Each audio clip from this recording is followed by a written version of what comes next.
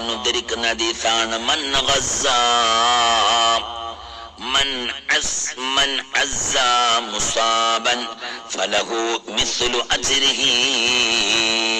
ഹബീബാ നബി തങ്ങൾ പറയുകയാണ്, ഒരു മനുഷ്യന് ആഫത്ത് വന്നു കഴിഞ്ഞാൽ, ആഫത്ത് വന്ന മനുഷ്യനെ ഒരാള് സമാധാനപ്പെടുത്തുകയും ചെയ്തു കഴിഞ്ഞാൽ, മൻ അസ്സാ, ഒരു മനുഷ്യൻ സമാധാനപ്പെടുത്തിയാൽ, ആരെ?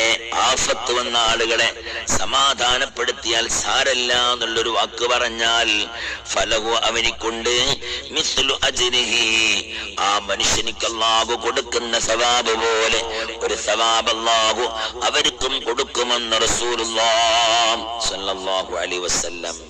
മനസ്സിലായില്ലേ?